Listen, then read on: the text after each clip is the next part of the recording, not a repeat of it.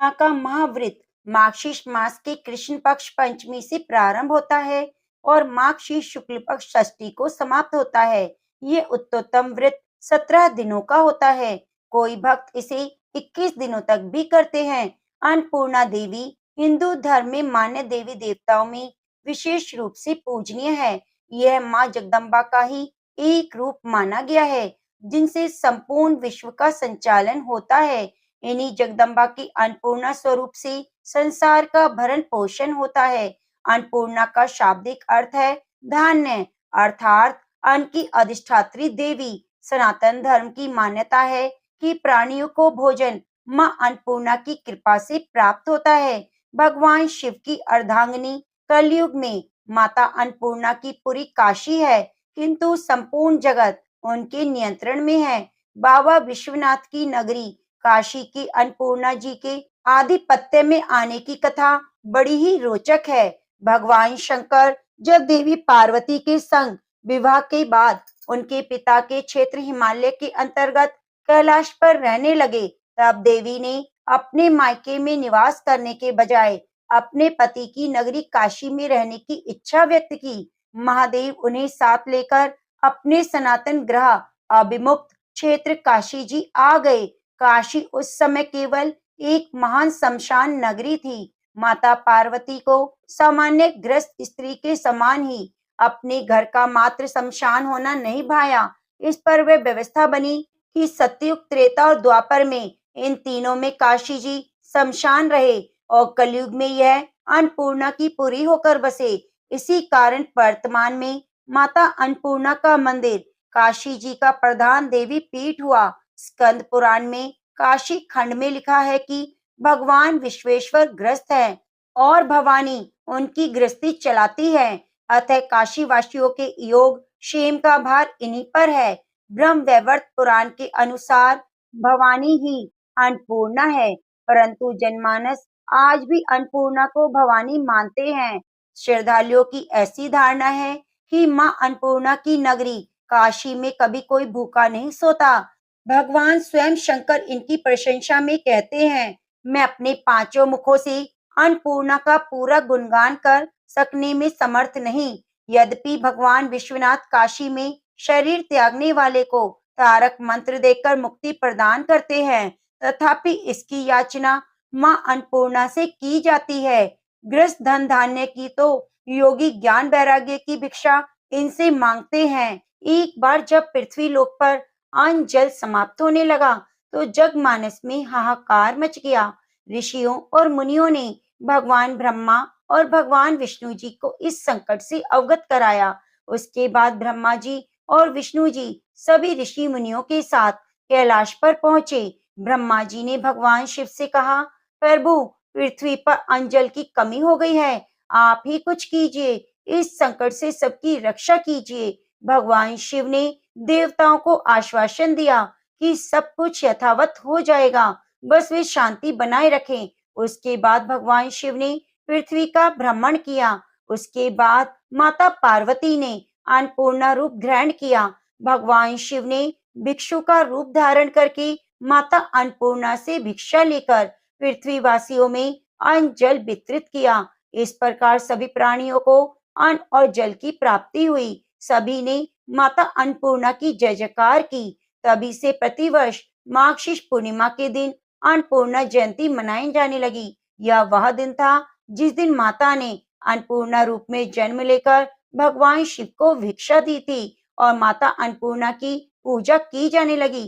कहा जाता है, माता अन्नपूर्णा का व्रत करने से, कथा को सुनने से कभी भी घर में अन्न धन की कमी नहीं रहती, दरिद्रता दूर हो जाती है और सुख सौभाग्य की प्राप्ति होती है। तो आइए माता अन्नपूर्णा के चरणों का ध्यान करते हुए अन्नपूर्णा माता की कथा को सुनते हैं। एक समय की बात है, काशी निवासी धनंजय की पत्नी का नाम सुलक्षणा था। उसे अन्य सब सुख प्राप्त थे, केवल निर्धनता ही उसके दुख का एकमात्र कारण थी। यह दुख उसे हर समय सताता रहता। एक दिन सुलक्षणा पति से बोली, स्वामी, आप कुछ उद्यम करो तो काम चले, इस प्रकार काम कब तक चलेगा। सुलक्षणा की बात धनंजय के मन में बैठ गई। वे उसी दिन विश्वनाथ शंकर जी को प्रसन्न करने के लिए बैठ गया और कहने लगा, हे देवादिदेव विश्वेश्वर, मुझे पूजा पाठ नहीं आती, केवल आपके भरोसे बैठा हूँ। इतनी विनती करके वे 2-3 दिन भूखा प्यासा बैठा रहा।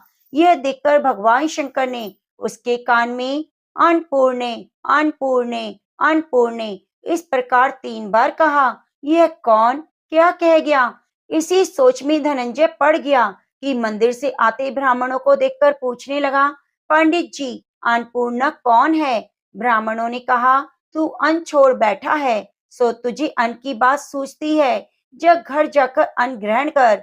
धनंजय घर गया, स्त्री से सारी बात कही। वह बोली, नाथ, चिंता मत करो, स्वयं शंकर जी ने यह मंत्र दिया है, वे स्वयं ही खुलासा करेंगे। आप फिर जाकर उनकी आराधना करो। धनंजय फिर जैसा का तैसा पूजा में बैठ गया। रात्रि में शंकर जी ने आज्ञा दी और कहा, तू पूर्व दिशा की तरफ चला जा।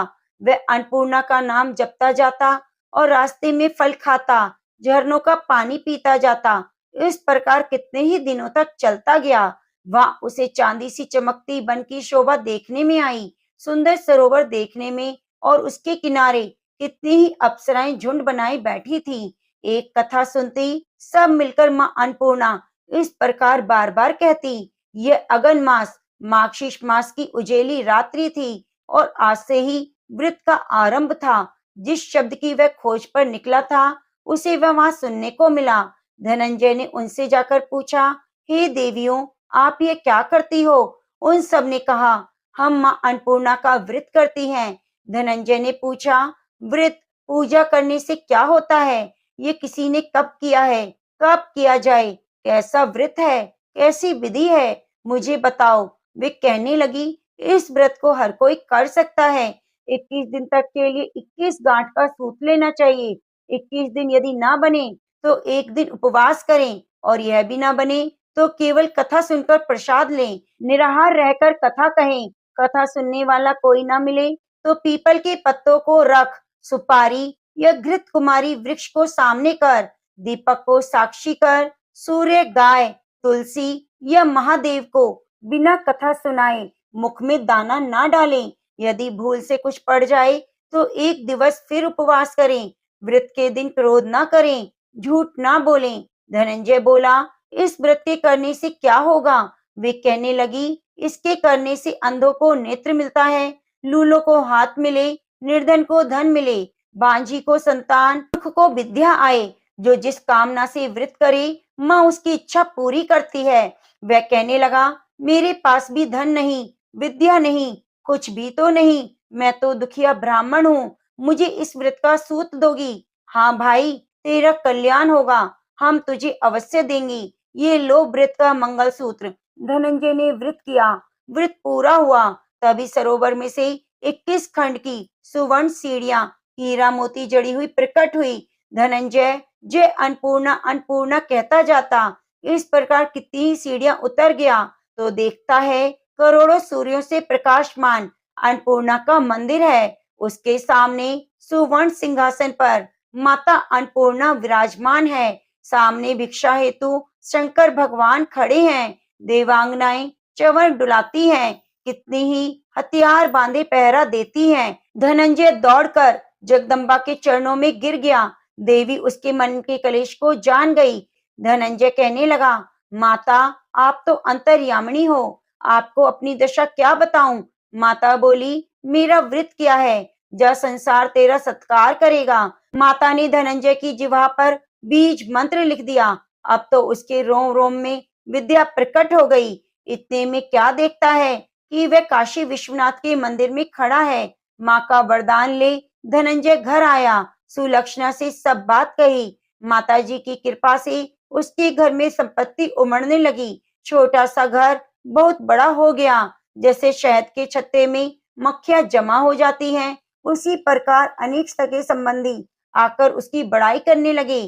कहने लगे, इतना धन, इतना बड़ा घर, इतना सुंदर घर, लेकिन संतान नहीं, इस कमाई को कौन भोगेगा?